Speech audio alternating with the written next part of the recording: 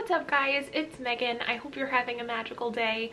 Today I'm going to be doing a really quick review of Mary Poppins Returns, which is the new Mary Poppins movie that just came out right before Christmas. I was really lucky to have gone and seen it just this week, so I wanted to make a quick video for you who are considering watching it, wondering if it's worth your money in the theater. So if you're interested, please stay tuned. So this is going to be a spoiler-free review or sort of overview of what the movie is. I don't want to give anything away for people who might want to go and see the movie, and anytime I watch reviews or try and see if a movie is worth watching, I hate when people give away spoilers, so no spoilers here. So I'm going to read the description provided by Disney for this, and it says, in Depression-era London, a now-grown Jane and Michael Banks, along with Michael's 3 children, are visited by the enigmatic Mary Poppins following a personal loss. Through her unique magical skills and with the aid of her friend Jack, she helps the family rediscover the joy and wonder missing in their lives. So this is not a remake. I repeat, not a remake. This is a sequel to the original Mary Poppins. So a lot of people do know that this does involve Michael and Jane, and then Michael's kids, his 3 kids, following a personal loss like Disney said. And I have to start off by saying Emily Blunt is the most perfect choice for Mary Poppins. I think her physical characteristics resemble Julie Andrews.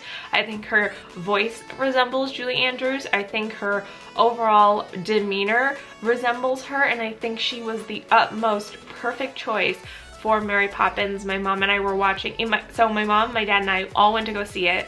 My mom and I love Mary Poppins. We love Disney, and my dad, who loves Disney but not as much as we do, and he just fell in love with the movie too. So I'm just saying that's showing you how much we really liked the movie. We all said how perfect she was, and I know that Emily Blunt isn't necessarily a singer, but I have seen her. She was in Into the Woods, and I think her singing voice is really nice, and I think she did an incredible job singing. I love seeing her have that combination of singing and dancing in the movie, and she was so entertaining. And I know that I know a lot of people love the movie, but a lot of people sort of gave her some bad reviews, and so I couldn't understand. Like, my mom was reading me one negative review about the movie, and I was like, was I watching a completely different movie? They said that it had no heart in it. And I was like, that thing was filled with heart. And I feel like it is because of Emily Blunt that that movie was so successful. I don't think it would have been as successful if they picked another actress.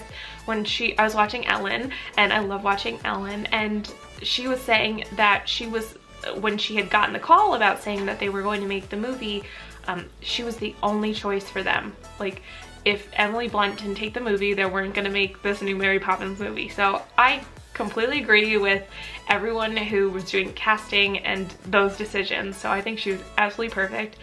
If we're moving on to Lin-Manuel Miranda, he is so amazing. He wrote all the music for Moana. He wrote In the Heights. He wrote Hamilton. He's a wonderful actor, wonderful singer, wonderful rapper, wonderful lyricist. I cannot give that man more compliments. I think he did a fantastic job as Jack. And while he resembled Dick Van Dyke's character as Bert, he didn't replicate it. And I think that that's a problem that people were having, that they felt like the movie was almost a replication of the original, but I didn't feel that way at all. I felt like it had its own spin on it, which was really nice, but then it paid homage to the original. It had a really nice tribute to everyone in the original film, and they spoke a lot about Mr. Banks, and I just, like, I can understand why maybe there wasn't as much, as you would say, heart in this sequel. I feel like after watching Saving Mr. Banks and learning a little bit more about P.L. Travers, I think having Mr. Banks as such a personal, and like it was a part of her.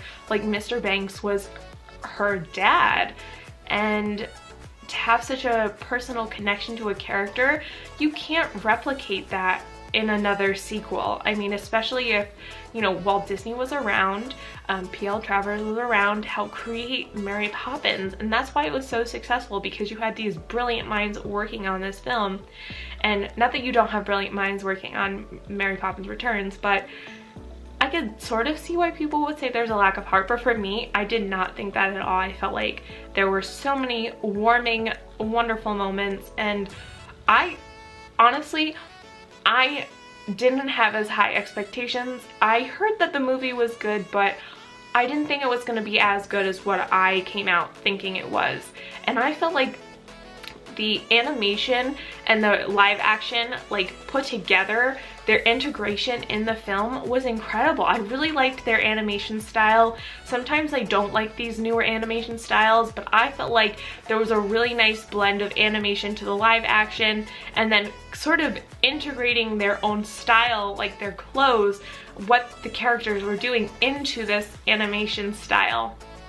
I thought that was really, really great. The one thing I do have to say is about the music. While I think the music was really, really great, I definitely don't think it's as memorable as the original Mary Poppins. I can think and sing every single song from the original Mary Poppins. I could have heard the song once. I always come out singing from watching Mary Poppins. Let's go fly a kite. And I didn't necessarily feel that way about the soundtrack or the music in this new movie.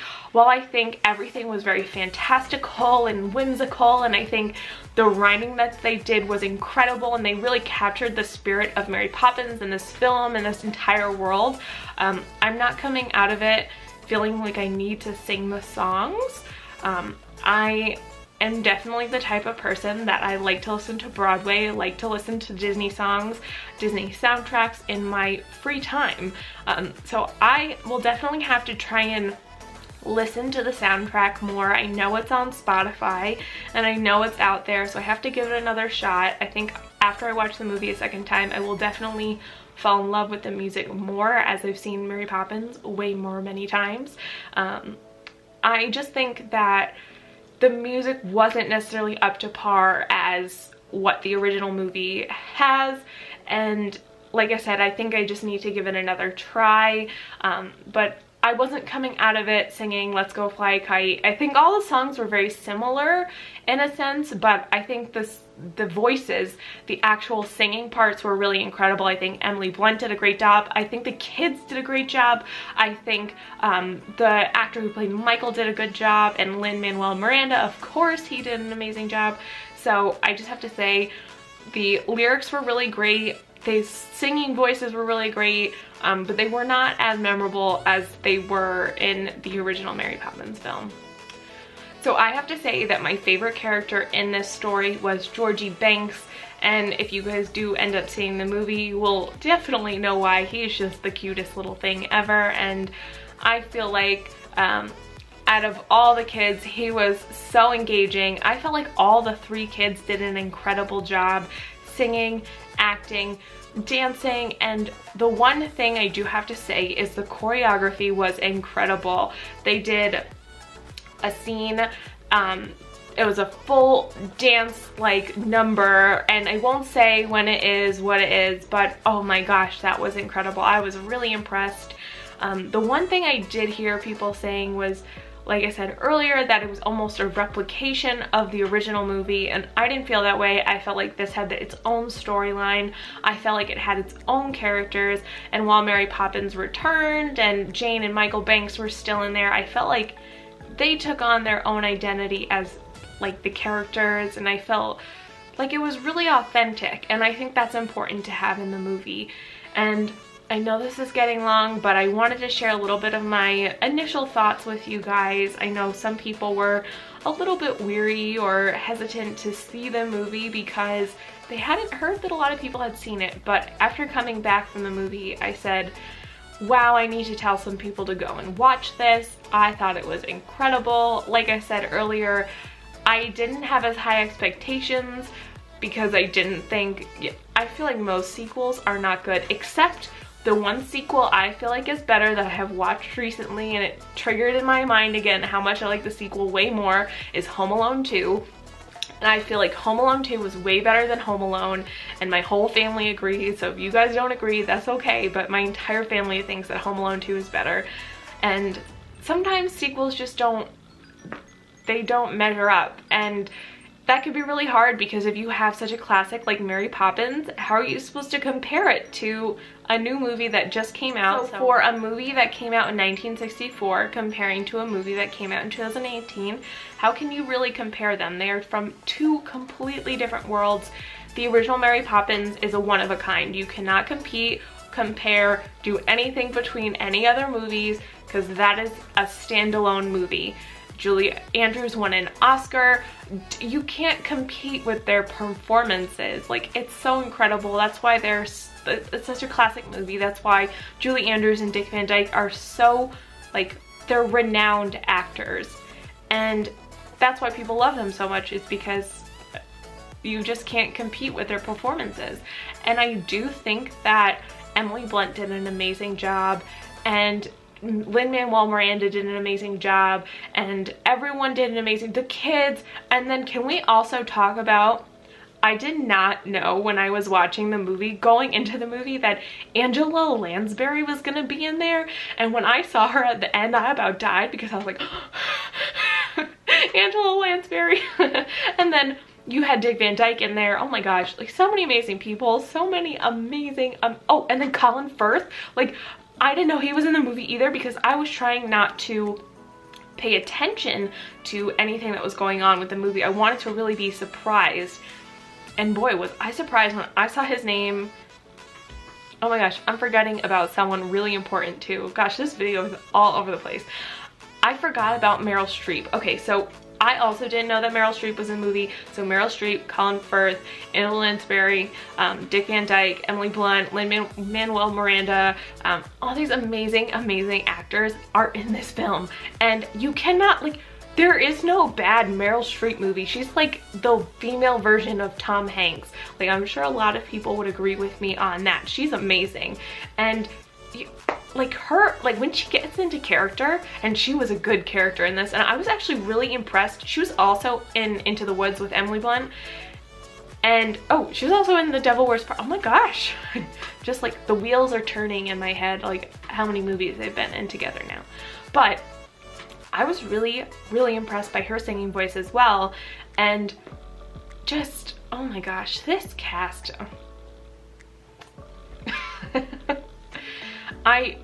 But like I was saying, when Angela Lansbury came on, I was like, this is not real. And she just was the cutest. I think one of my friends, Stacy, was telling me that Angela Lansbury so they had written this part that Angela Lansbury had taken for Julie Andrews, but she, I guess, turned it down because she said, let Emily have the spotlight, you know, this is her movie. And I sort of commend her for that because she definitely could have been in the movie. It would have been really nice to have seen her in the movie, but it was really nice to have, you know, she's like, Emily's movie, give her the spotlight, she deserves it. So I know this video is kind of all over the place. I hope you don't mind. These are just my initial thoughts about the Mary Poppins Returns film. If you guys have seen it, please let me know what you think. I tried not to give away too much in this video, so I hope you go and watch it, guys. Please let me know if you'd like to see any other movie reviews or anything like that. I generally need like a couple days to like process what's gone on, but other times I'm like, I just need to talk about this. Like, when I got home from Infinity War, I was like on the internet immediately. I was like, I need to talk about this. And so that movie still gets me. I watched it recently. Wow, before I get on another tangent, I hope you guys have a really magical day. I hope you go and see the movie. It's totally worth it. I would 2 thumbs up, recommend, Megan approved. You can come and tell me if you don't like the movie. I will not be offended, but for me, I think it was totally worth it. It was worth my money. I will definitely go and see it again when it comes out on DVD or Blu-ray, and I hope you guys have a really magical day. I'm sorry this was long, and I'll see you real soon. Bye! Enigmatic. Guys, enigmatic is a really hard word to say, especially when you're trying to speak very fluently, but I'm gonna go with that.